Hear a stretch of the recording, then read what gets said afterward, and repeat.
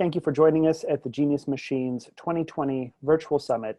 I'm Patrick Tucker, Technology Editor at Defense One, and it is my pleasure to kick off the next panel, AI and Emerging Technology Trends in China and Russia.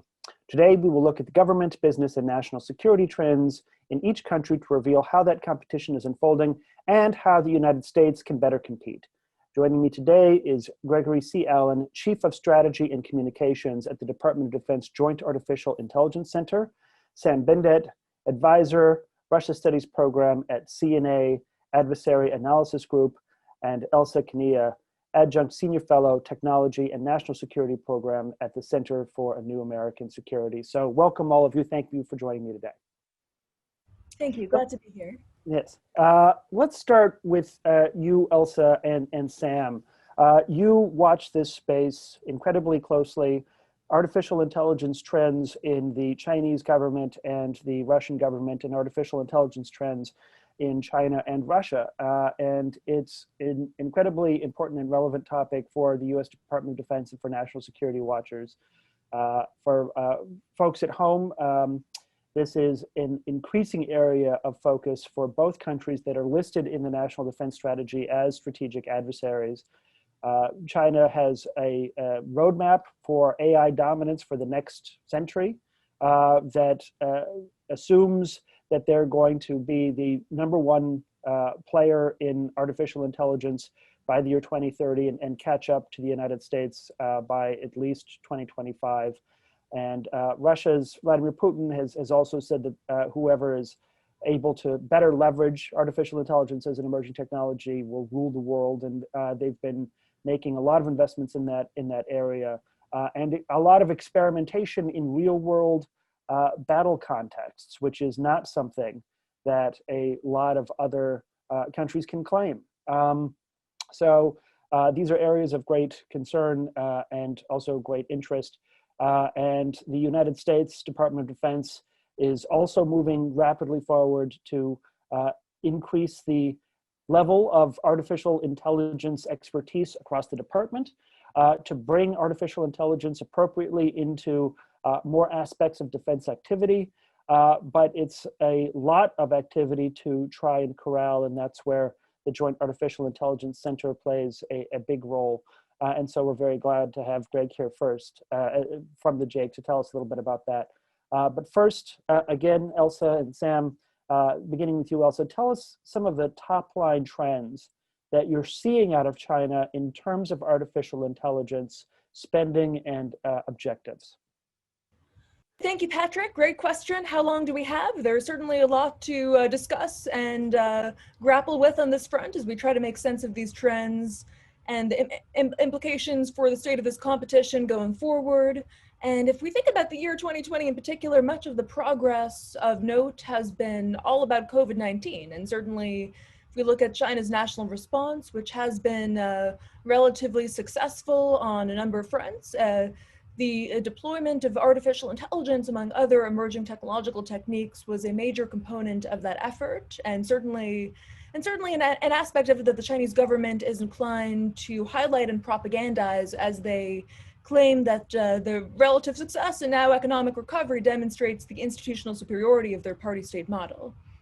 Certainly there are aspects of what China has done with AI in the course of the COVID-19 pandemic that are worth looking to and learning from. There's certainly robust efforts in the US as well, and can look to the role of Chinese companies, including members of its national team being enlisted to support AI diagnostics, disease surveillance, medical assistance, and companies like Megvii, SenseTime, and even Huawei, of course, to point to another that's continued to be rather infamous, all displayed new algorithms and diagnostic systems. And beyond AI in particular, as Chinese leaders sought to leverage S&T support in this people's warfare against the pandemic, there's an emphasis also on the use of drones, for instance, for disinfection and delivery, and sort of a more robust recognition of the role that even 5G could play in remote medical diagnosis and treatment as well. And I think coming out of the pandemic, the emphasis will continue to be on these kinds of strategic emerging industries, especially as Chinese leaders look ahead to the 14th five-year plan and beyond, and some of the new opinions and statements released have really highlighted not only the usual suspects like AI and 5G, but also the importance of redoubling innovation in biomedical research going forward, as well as some areas like new energy and new materials in which AI may have interesting applications. So I think if we're thinking about the fundamentals of US-China competition for the decades to come, the respective economic trajectories coming out of this crisis and the role of digital economy and emerging industries in that recovery will be important to track going forward. And certainly, arguably, the extensive involvement of various AI startups and companies in the pandemic response does highlight the overall evolution of this ecosystem, and the fact that, for instance, Chinese startups have since 2016 raised 30 billion in funding and venture capital, according to one recent report from a Chinese company that tracks the numbers there. And I think going forward, we can expect to see continued increases in state funding and commercial investments in this space. Okay, there's a lot to get into there, and we're going to get into as much as we can in the time that we have. This 5G question is so important because if you've been watching this debate over the last year and a half over Huawei and the early market devouring that China did in producing 5G telecom equipment for an international audience, you know that they are real players in this area. And I'm also surprised to hear about how robust startup funding is for some of these Chinese startups, given how the pressure that the US Justice Department and other figures have placed on US VC firms and also US capital moving to China to fund these sorts of startups. So there's a lot to get in there, but first let me turn to you, Sam. You quite actively, and I highly suggest if you are at all interested in the state of Russian robotics, you must follow Sam on Twitter because he's by far like the best source on this stuff and super active. But you've been watching trends out of Russia since beginning, and specifically looking at AI over the last year and its utility in different battlefield contexts. Tell us a little bit about what you've seen and the role of Russian military activity in helping Russia to better develop and refine systems that might be sold on the international market and have a unique AI component to them. Thank you, Patrick. It's great to be on this panel. I want to caveat this comment by first mentioning the civilian developments. In 2019, Russia unveiled its national AI strategy, and now it has become a federal project. That means an actual set of rules and principles that have to be implemented. And so the Russian government, its non-government sector, its private sector are in the midst of a very significant and active debate on implementing or trying to implement artificial intelligence in the government, in society. And as this process is beginning, there are fits and starts. Some efforts are more successful than others. Russia's finding that investment in AI is going to be probably changing going forward because of the COVID priorities. But those issues are not necessarily affecting the military and security development. And right now, we're witnessing several things within the Russian sort of military discussion and development of artificial intelligence. First of all, we're seeing the Ministry of Defense trying to define the role of artificial intelligence for the military in weapons and systems, in principles. Russian military is talking about the intellectualization of the armed forces and of combat, meaning the introduction of AI and machine learning principles and technologies into current and future technologies. And that, of course, leads into the debate on the role of humans in such smart weapon systems and in AI enabled sort of military concept of operations. The military is saying that at this point, AI is not going to replace a human. It is going to be an augment, an assistant to a human in trying to sort through large volumes of data. And the current discussion of artificial intelligence in the Russian military centers on this specific aspect, that it is a decision-making tool. It is a tool that helps the operator determine the best possible outcome on a target after the AI system analyzes vast quantities of information. We're also seeing the rising emergence of several specific research and development institutions in Russia.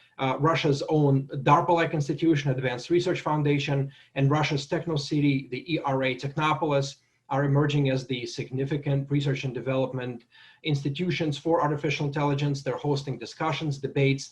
They're actually conducting research and evaluation of weapons. But we're also seeing a lot of sort of MOD, Ministry of Defense advertising. They're talking about the unmanned systems in the air and in the ground and in the water having artificial intelligence capabilities. They're talking about those systems talking to each other in a network-like environment. They're introducing the discussion of AI as an augment to practically every future military system that will be fielded in aircraft and missiles and radars and so on. But again, the results will probably vary. Right now, a lot of these discussions are in the early concept stages. A lot of them are in the evaluation stages by the aforementioned Advanced Research Foundation or the ERA, or Russia's defense conglomerates like Rostec, which is their biggest defense company. But these discussions all point to a pattern, and the pattern is that the Russian military wants its forces to become more AI enabled. They want to have a greater introduction of artificial intelligence and machine learning tools in existing and future military platforms. And they're trying to kind of determine the role of a human operator and of humans in general as smart weapons are going to be fielded in today's and possibly future wars. Okay, great. There's a lot to get in there too.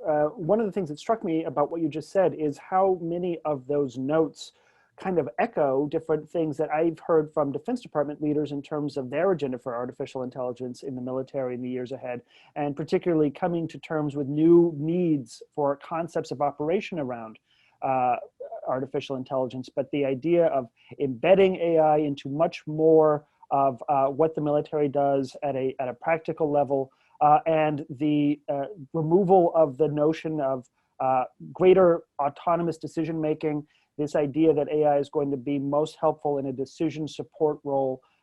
These are things that we hear from Defense Department leaders.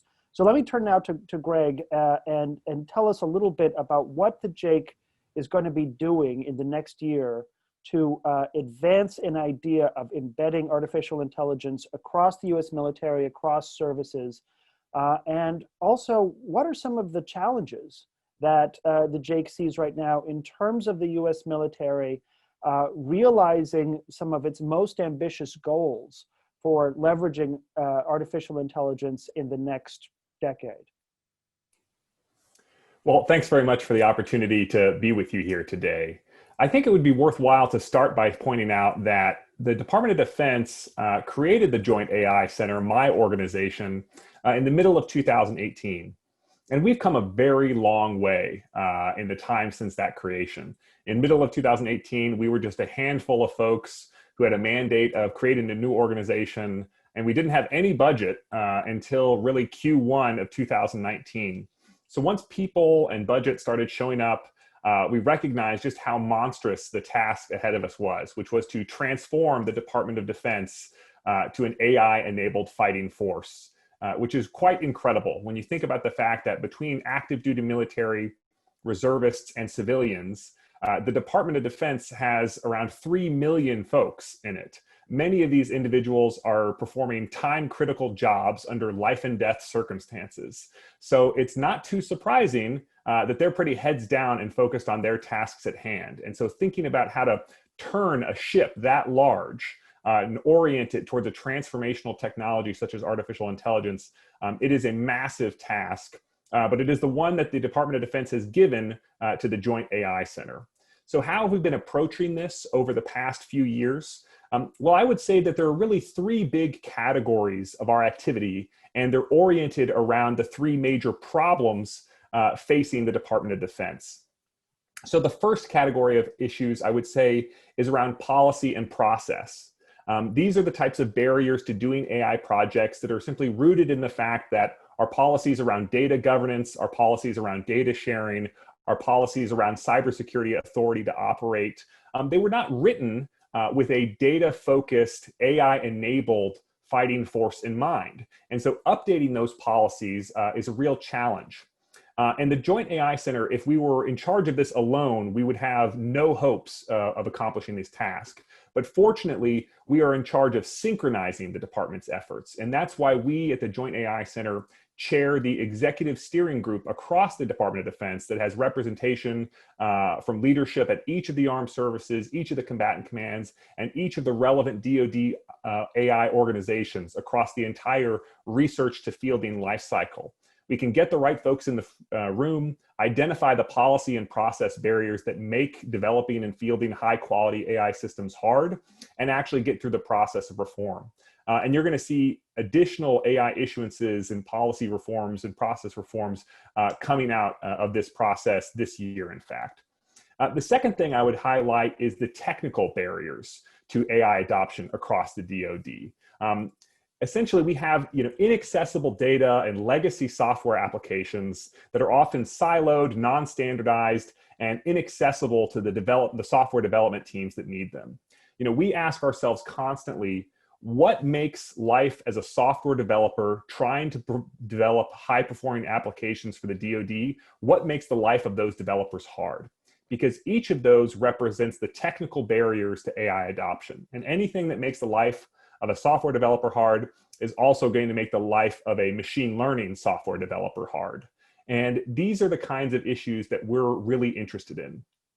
Fortunately, what we've identified is the need for a software development platform of the model that I hope more and more people are hearing this term of DevSecOps, secure development operations. This model really has a lot of advantages over the traditional DoD approach to developing software because it allows for continuous integration and continuous delivery of software updates. So rather than waiting for multiple years for your software to get updated, and then when the updates finally reach you, it breaks a bunch of different parts of your software application, you'll be getting updates on a regular basis, sometimes multiple times per day.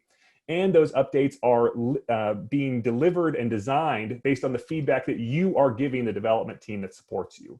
There are a handful of parts of the DoD that are already living this model of DevSecOps. Air Force Kessel Run stands out as an exceptionally high quality team using this model. And we want to bring that scale to across the entire Department of Defense. And we want to do so not just for traditional software, but for the specific requirements of machine learning and AI-enabled software.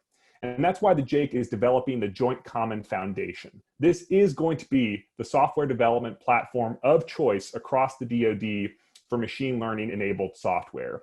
And just this past summer, in the summer of 2020, we released and signed the Prime Integrator contract for the Joint Common Foundation. And as we are standing up this development platform, it's going to constantly get more and more features, more and more capability.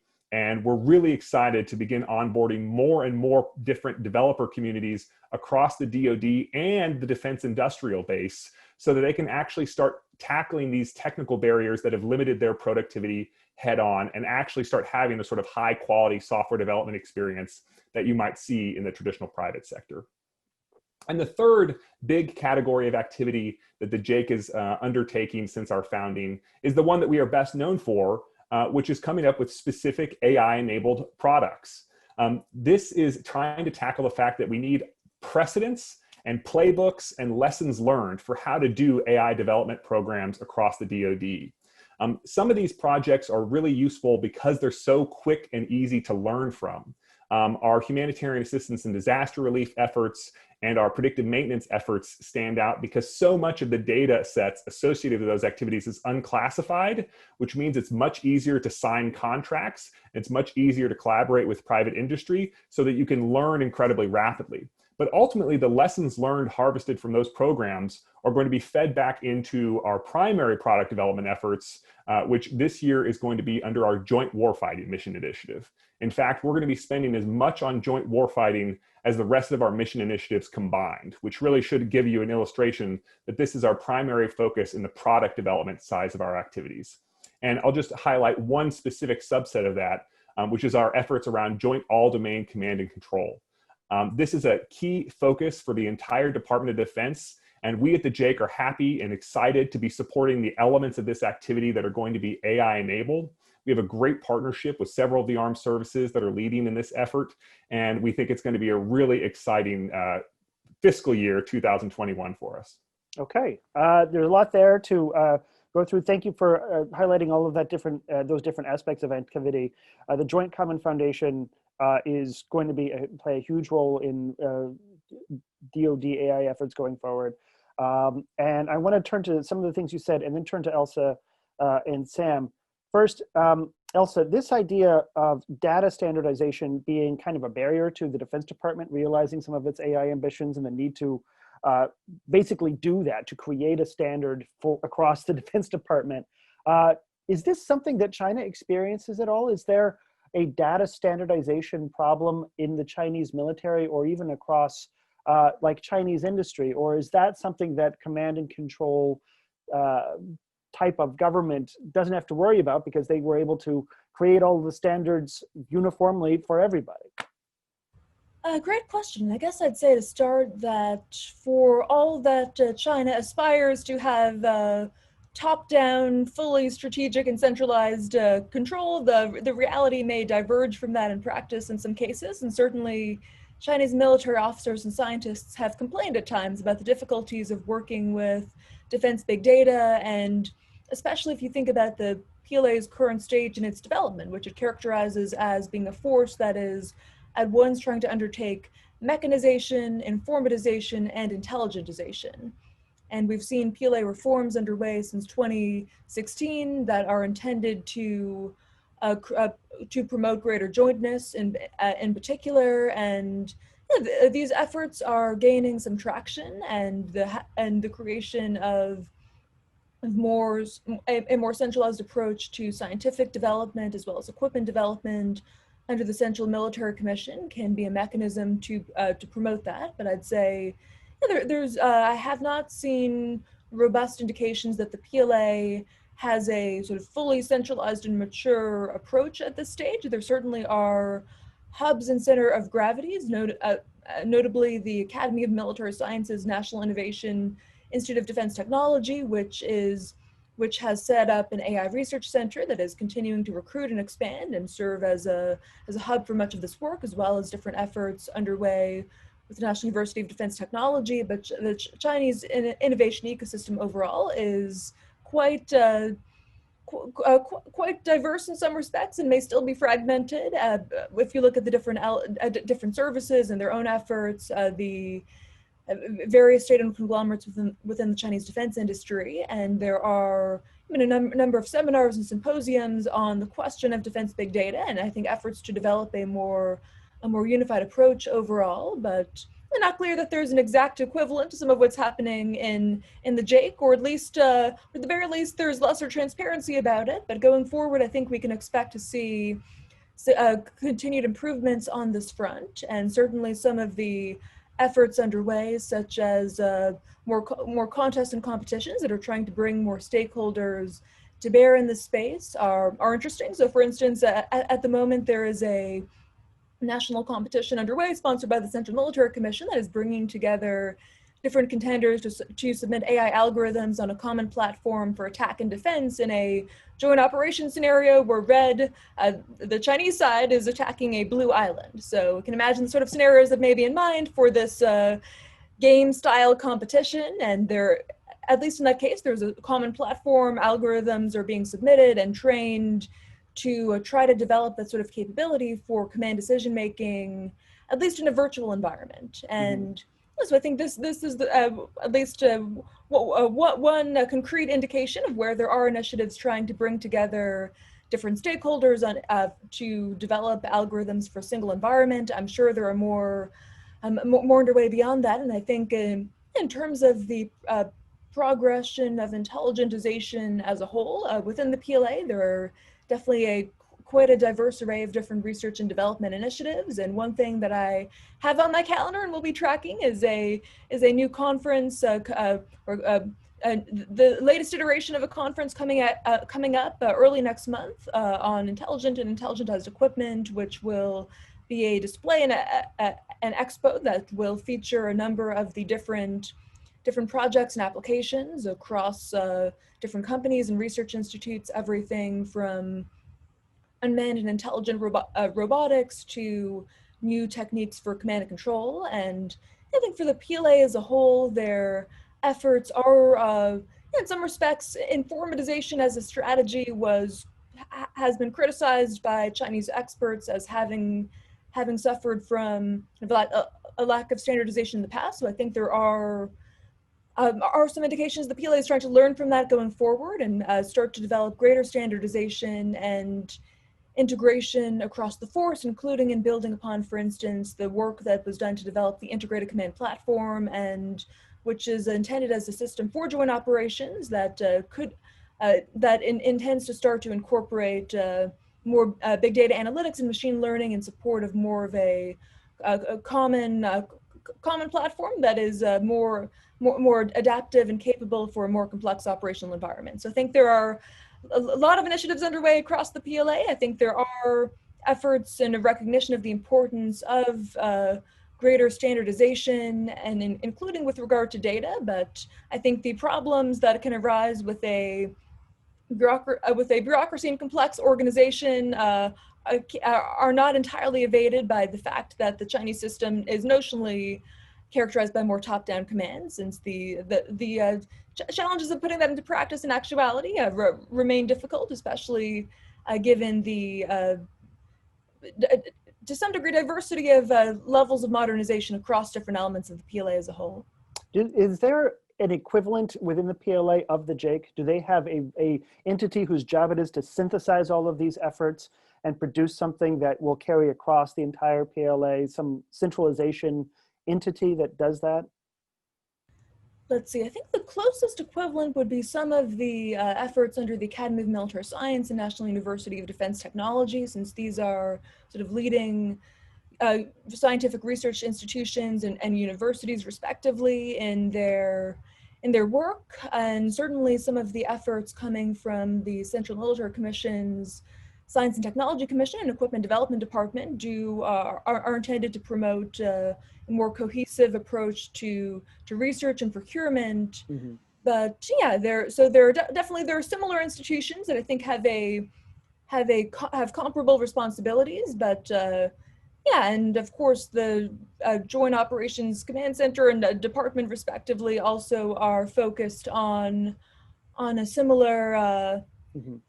On similar efforts in terms of trying to continue to promote C4SR that is mm-hmm. more integrated across the PLA as a whole. Yeah, okay, great.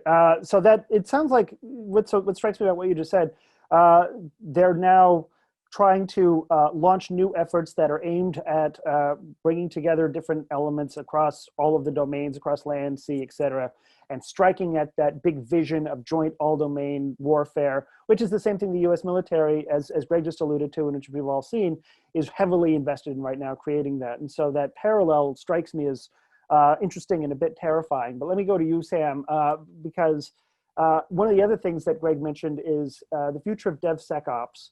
And I just got back from an exercise with the Army in Yuma, their test of a big joint all-domain capability. And they had a lot of coders very close to the actual action of the exercise, where they had to rework basically a lot of data that was going in to inform a sort of rudimentary kind of AI that they were working with to do target selection and advice. And so there were, one of the big things that strikes me as very different about soldiering in the near future is how close coders and data scientists are going to be to the actual front line. And this is an area where Russia has some unique experience. Tell us a little bit about what you've seen as the actual outcome of some of Russia's experimentation with robotics on the ground in Syria. Do we know that this has helped to create better, more reliable products? And if that's something that comes out of Russian defense ministries, can we have any credibility in their estimation of their own capabilities? Well, we have seen Russia use several military robotics types in Syria. We've seen them use the unmanned ground vehicle for demining, the Uran-6, some of the smaller vehicles, the Scarab, the Sfera. We've seen them try out a military combat vehicle, the Uran-9. We've seen them try out several UAV platforms. And so right now, if you read sort of Russian military reports, if you read the PR statements, their deliberations, the lessons learned in Syria looms very large. It is the single most important military experience for the Russian military of the past decade. And so sometimes we actually get the announcements that a specific military robot like the Uran-6 demining vehicle has been acquired by Russian forces in specific military districts. We're also seeing reports that the combat Uran-9 vehicle that was tested in Syria is also slated for acquisition by the military, and the implied understanding is that the lessons in Syria were incorporated into these machines, and so that the Russian military is now getting a more improved platform. We're also seeing that the Russian military and the defense industry are building on the lessons in Syria. One of the small UGVs used in Syria for demining and situational awareness, it was called Scarab, and now, based on what the military relayed back to the defense industry, the Russian companies are developing an upgrade to that small UGV that will be more capable and better suited for future operations, as well as probably better suited for the situations that the Russian sappers found themselves in. So these are some of the examples that we're seeing in public. Russian military building on its lessons in Syria, incorporating some of the technological solutions and some of the lessons from using that technology into the into building these robotics, and then into the acquisition of these robotics by the Russian military. The point here is that in the near future, Russian military would like the share of unmanned systems to grow within the Russian military. And of course, experience in Syria, the actual combat experience, the urban combat experience, the demining experience, will be very instrumental in building and designing these systems and how they operate. I'll also finish off by saying that based on what Russians have learned in Syria, they're actually developing a roadmap for urban use of military robotics. So this will be kind of a separate ConOps, concept of operations, when Russian military will be utilizing unmanned systems, autonomous systems in urban combat. Wow. Duck. That gives me that's a lot of interesting stuff to cover, and I look forward to reading about how those go. One of the things that was brought up earlier is sort of the effect of COVID-19 on all of these different areas of development, and how the case of China, large amounts of data can be used to create just the amount of data available, new insights into potential therapeutics, new insights into vaccines, et cetera. Greg, one of the things that I've talked with JAIC members about is how COVID-19 actually provided an opportunity for the JAIC to test some joint all-domain command and control solutions as part of Project SALUS. Tell us a little bit about the key takeaways of that. If you aren't familiar with it, we wrote it up, and a couple of other different outlets did. But basically, you take a massive continent-wide logistics issue with lots of data coming in from a wide variety of sources, and you have to synthesize that to provide commanders with a sense of, in this case, where vital supplies are needed, and do so in a way that anticipates that shortage before it actually shows up. So there's actually a lot of that joint all-domain relevance to the project, but it was very much around helping Northcom to respond to the huge demand signal that they were getting for just basic supplies. So Greg, tell us a little bit about what happens next with Project SALUS and how that turns into something that's going to be a more direct use to the services. Thanks. I'm glad you asked this question. So the reality is that the coronavirus was, incredibly difficult for the overall U.S. military and for the entire world, frankly. It's not exactly a happy event, but the silver lining, to the extent that there is one, is that it forced the Department of Defense to acknowledge certain types of difficulties in its logistics management, in its overall coordination of multiple services, multiple organizations, confronting those types of challenges and recognizing the opportunity for an AI-enabled solution to make a really positive contribution. There's a lot of forward lessons learned that we can take with us to the joint all-domain command and control problem.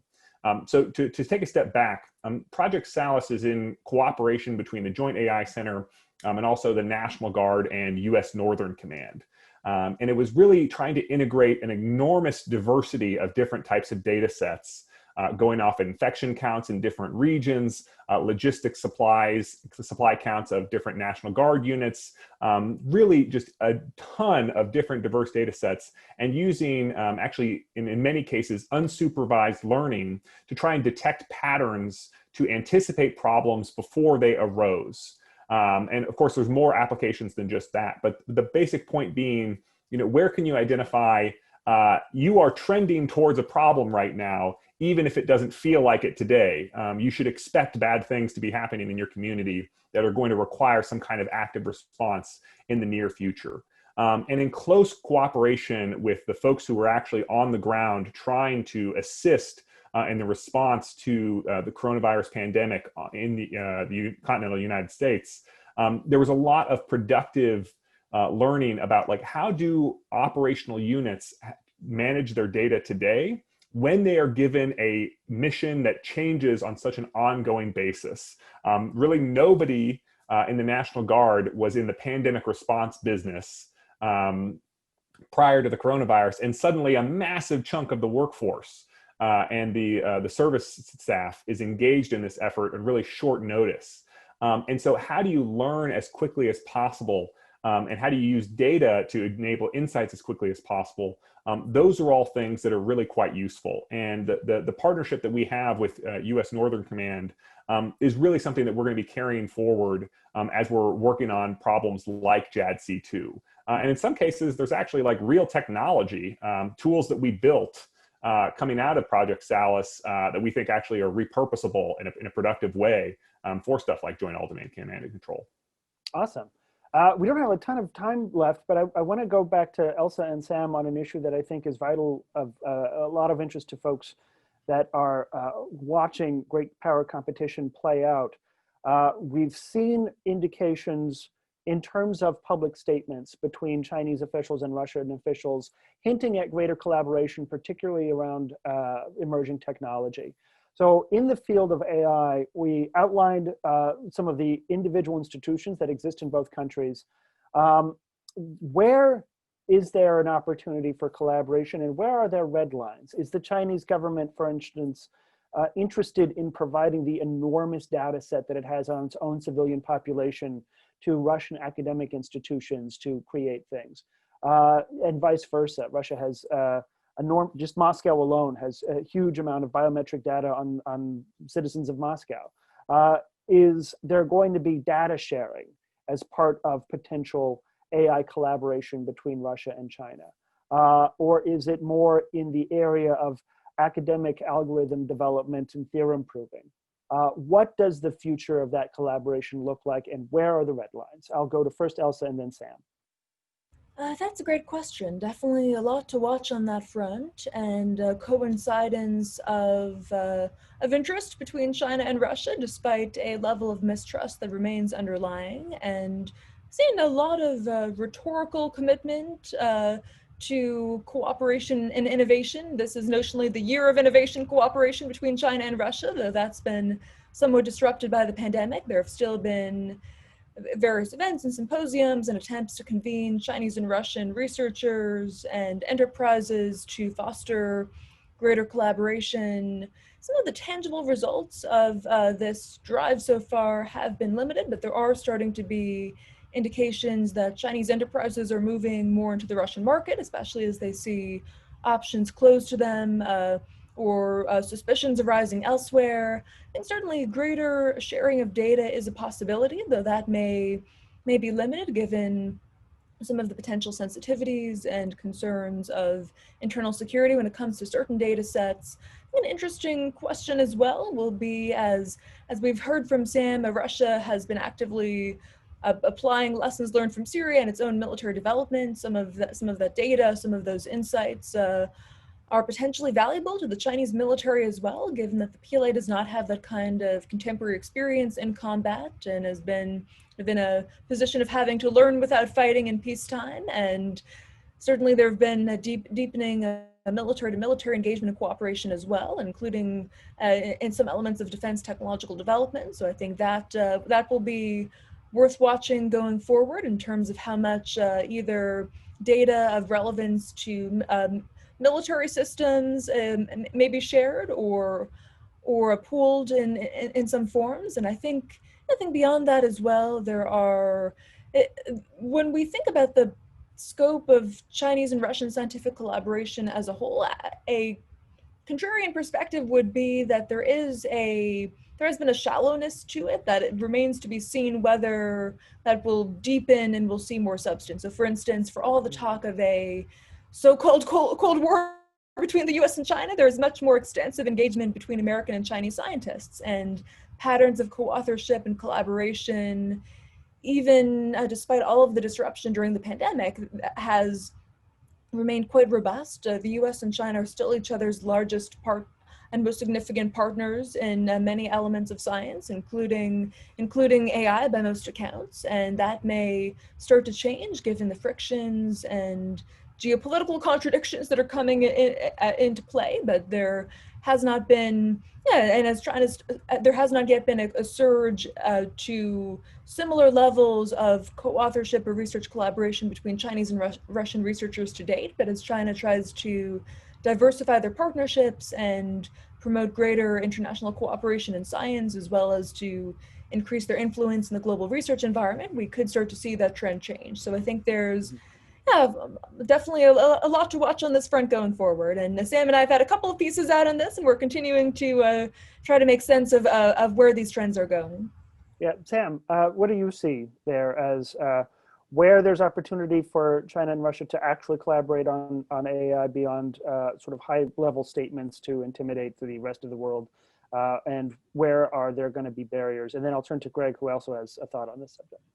Agree with Elsa that these are all very important trends, and also agree with her that a lot of these efforts are still kind of at the inception stage. They've been recently announced. They haven't necessarily borne fruit beyond very public engagements and very public handshakes. But probably one of the most tangible results is Huawei's drive into the Russian market. Huawei is very active with engaging Russian academic institutions. It's opening up high-tech labs and AI labs across all of the top Russian universities. And so it is going to draw on a lot of talent. It's going to draw on a lot of data and a lot of information generated there. So I think that's probably the most tangible result so far. As far as the military, again, I agree with Elsa that there have been some exchanges, and there's been a lot of Chinese participation in Russian exercises, but not necessarily when it comes to the sort of very cutting edge breakthrough high-tech developments like AI and machine learning. We haven't seen the militaries actually handshake on that yet. And although that's probably coming in the near future, at this point, we're going to have to be content as observers to watch how Huawei is trying to basically position itself as one of the strongest Chinese companies in the Russian market, and one of the sort of go-to Chinese companies in the Russian market by investing in the Russian talent, in the high-tech development ecosystem. In fact, Huawei actually announced that it is ready and willing to invest in Russian research and development ecosystem, offering the money in exchange for the Russian expertise. So I think that's where a lot of the results are going to come from. Interesting. Yeah, I hadn't actually considered that. And I think it also brings up a really important point that so much of us in the national security overlook. If you just watch academic publication and what comes out in terms of AI, up until last year, almost I would see just so many papers that had a co-authorship between a Chinese institution and an American institution. That's beginning to pull off a little bit, and I'm beginning to see more papers that are sponsored by the U.S. military that don't have any Chinese co-publication. And so there was a very fruitful collaboration there for a long time at the academic level as these geopolitical frictions were simmering in the background, and now we're going to see whether or not the frictions overtake those collaborations. But Greg, you had a thought on this. What do you see as the potential future for Chinese and Russian AI collaboration, and what is the U.S. position not so much position, but where are your concerns on that? So I would say from my vantage point, it appears to me, obviously, that the cooperation between China and Russia in the commercial and the academic sphere with regard to artificial intelligence is real. A couple of years ago, before I joined the US government, I visited several Chinese universities and the AI research departments, and there are Russian grad students there getting their PhD from Chinese universities. At the same time, these publications and these joint research and development centers, they're real. Human beings work there. They are indicative of initiatives in both governments to increase the amount of cooperation. But on the regards to the military side, I think it's a little bit of a different story. I find an example from outside of the artificial intelligence realm to be sort of usefully illustrative, which is that of rocket engines. Anybody who knows anything about Russia knows that they've been very good at rocket engines for a very long time. And every single year, you see a press release or two from a Russian rocket engine manufacturer talking about their trip to China and about how China is so extremely excited to buy lots and lots of Russian rocket engines for their own civilian and military space programs. And every time the answer is, well, of course, China is happy to buy your rocket engines and to buy the blueprints and to have you teach them how to make those engines. But under no circumstances would they ever contemplate being dependent upon you for those rocket engines on an ongoing basis. And I think that sort of speaks to the difficulty of trust between these two actors. They can be excited at times to have each other, but they will never be excited to need each other.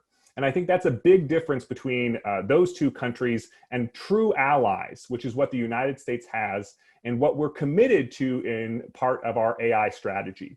The DoD AI strategy includes cooperation with allies as one of its core pillars. Just a couple weeks ago at the DoD AI Symposium, Secretary Esper announced the Partnership for Defense in AI, which is collaboration between the United States and several of our key allies to ensure that this partnership that we've had for many years, this cooperation and in some cases mutual dependence that we've had for a long time, is going to continue in an era of AI. And as tough it is to figure out how to share data, as tough as it is to figure out how to do joint research and development, our allies are foundational to our national security, and we're going to figure out those hard issues. Wow. Okay. We did cover that announcement, and I think that is very interesting. As you can tell, there's a lot more to get into on this topic, and I hope to have you all back at some point in the future to talk a little bit more about it. I certainly have more to unpack there, because this is just such a critical issue for anybody that's watching the convergence of emerging technology and national security, these partnerships, and the way that they're going forward. So we'll continue to watch the joint artificial intelligence center partnerships with other colleagues and allies around the world, and watch that expand. And we'll continue to watch the Chinese and Russian activity in this area on the civilian side and on the government side. And if you want to figure out how to do that better, just follow Elsa and Sam and Greg on Twitter and whatever your platform is. They produce a ton of great content on these issues. So thank you, Sam and Greg and Elsa, for being a part of this today. That's all the time that we have. So thank you also for watching. Bye. Thanks. Great conversation.